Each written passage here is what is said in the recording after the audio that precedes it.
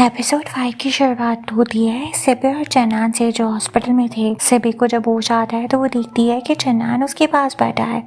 वो फौरन से उसे माफ़ी मांगने लगती है।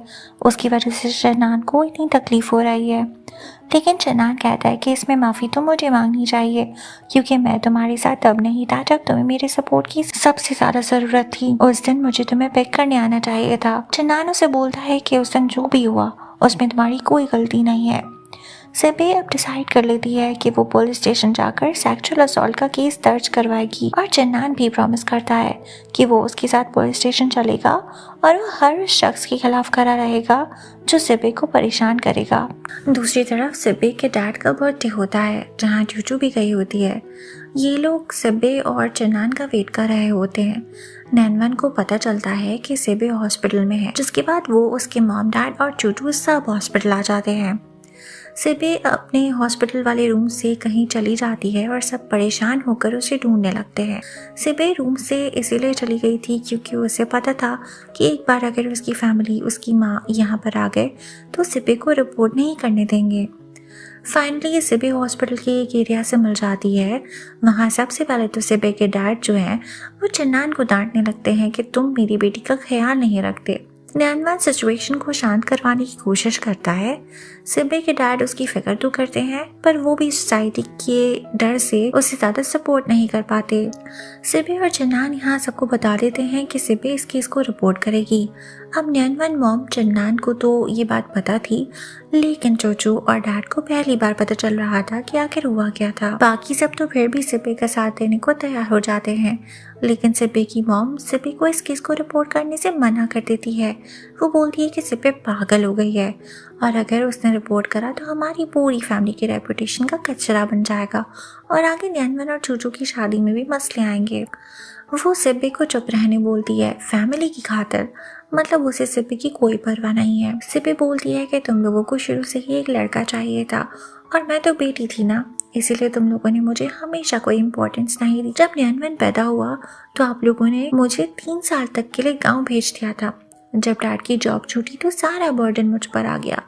मेरी एजुकेशन, मेरा कैरियर, सब कुछ आप लोगों ने मुझसे नैनवन की वजह से छीन लिया। वो बोलती है कि आप लोगों ने मुझसे कभी नहीं पूछा कि मुझे कुछ चाहिए या नहीं, लेकिन हमेशा मुझसे मांगते रहे।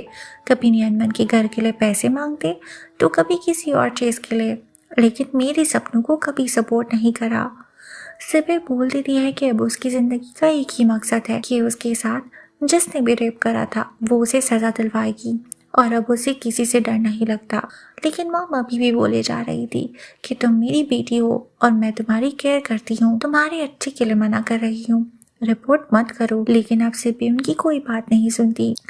सिबे ने आज जो सब कुछ बोल दिया, जिसके बाद नैनवन की भी आंखें खुल गई। उसे एहसास हुआ कि उसके लिए उसकी बहन ने बचपन से कितना ज़्यादा सैक्रिफाइस करा है। वो वादा करता है कि वो, क्योंकि खुद भी एक लॉयर है, वो सिबे के केस को आगे रिप्रेजेंट करेगा और थ्रू आउट द प्रोसेस उसके साथ खड़ा रहेगा। सिबे की आंखों में आंसू भरे हुए होते हैं।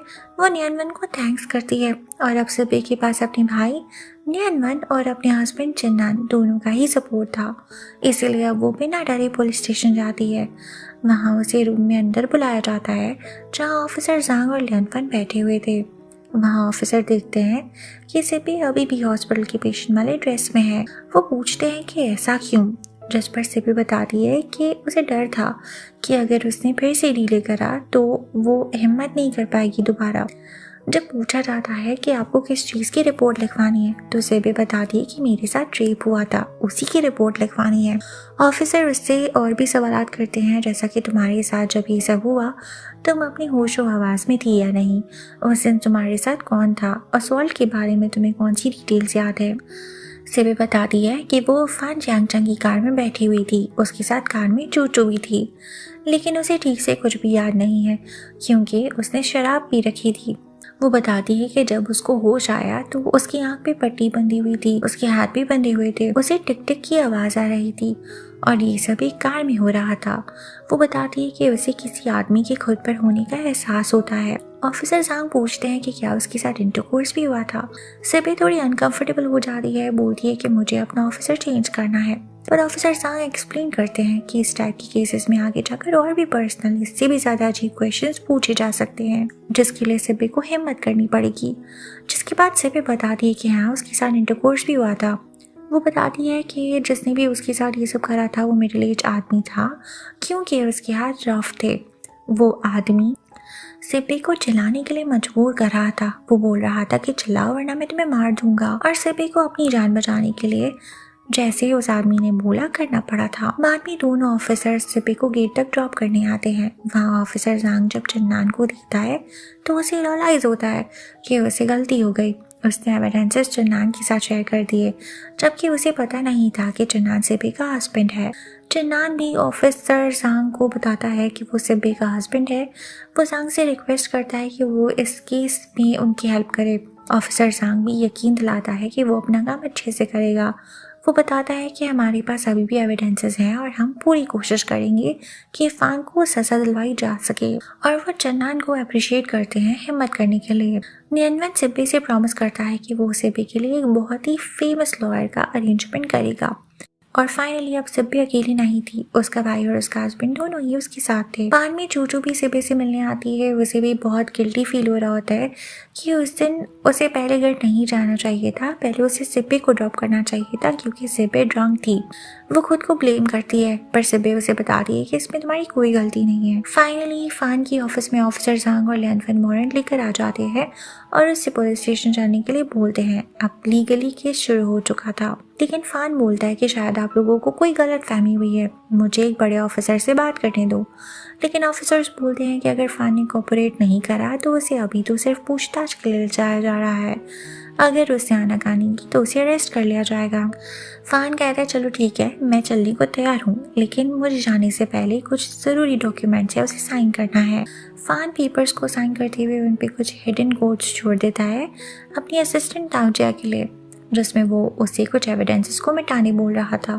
फान को जब पुलिस स्टेशन ले जाया जाता है और उसे सवालात पूछे जाते हैं तो वो बहुत ही कॉन्फिडेंटली सब चीज़ों का जवाब देता है, जैसे उसने तो कुछ गलत करा ही नहीं है। वो पुलिस को बताता है कि सिब्बे ने अपनी मर्जी से शराब पी थी और वो इसके साथ फ्लर्ट कर रही थी और उसी ने कैनोला के खेत में चलकर वो सब करने को बोला था।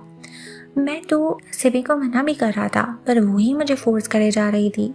वो बताता है कि मैं सभी फीमेल एम्प्लॉयज़ की बहुत इज्जत करता हूँ। सिबे बेचारी बहुत परेशान रहती थी, गरीब है ना, उसको उसके भाई की शादी के लिए हाउस लोन अप्रूव करवाना था, उसमें भी मैंने उसकी मदद करी। ताउजिया जो कि फान की ऑफिस में उसकी असिस्टेंट थी, उसे भी पुलिस स्टेशन बुलाया जाता है पूछताछ के लिए।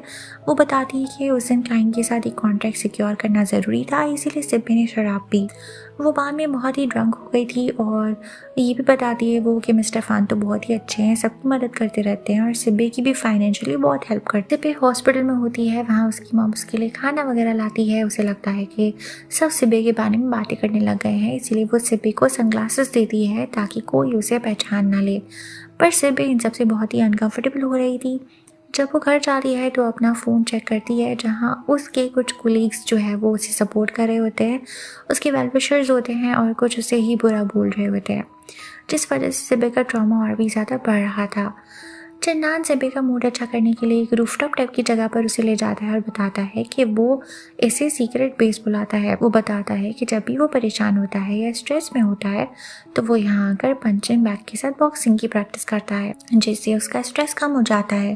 वो सिब्बे को भी बॉक्सिंग करना सिखाता है, सेल्फ डिफेंस की ट्रेनिंग भी देता है। बाद में वो दोनों अपनी लाइफ के बारे में, अपने बचपन के बारे में भी बात करते हैं। चन्नान बोलता है कि चलो अब हम लोग लॉन्ग ड्राइव पे चलते हैं और वो सिब्बे को कहता है कि तुम ड्राइव करोगी। वो लोग एक बीच तक जाते हैं, पर वो पेट्रोल भरवाना भूल गए थे, जिसकी वजह से उनकी कार बंद हो जाती है। दोनों अपनी गलती पे बहुत हंसते हैं। वॉक करके करीबी पेट्रोल पंप जाते हैं और वहाँ से पेट्रोल लेकर आते हैं। दोनों के एक साथ होने से और बात करने से इनके अंदर जो दर्द भरा हुआ था वो थोड़ा हील होने लगता है।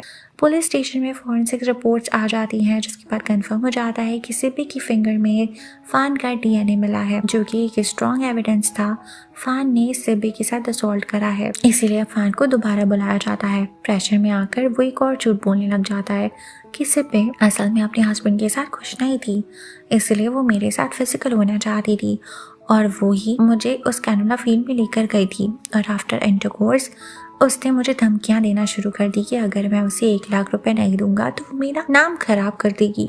अब फान ने एक नया झूठ ढूंढ निकाला था, जिसकी वजह से सिबी के लिए प्रॉब्लम्स क्रिएट हो रही थी। ऑफिसर सांग समझ गया था कि ये केस इतना आसानी से रिजॉल्व नहीं होने वाला। So that's it guys. अगर आपको ये एक्सप्लेनेशन पसंद आई हो तो वीडियो को लाइक शेयर ज़रूर करना, और ऐसी और भी वीडियोस के लिए आप हमारे चैनल को सब्सक्राइब कर सकते हो और कमेंट्स में अपने थॉट्स भी शेयर कर सकते हो। इससे हमें मोटिवेशन मिलती है और हम जल्दी वीडियोस पे काम कर पाते हैं। Good bye.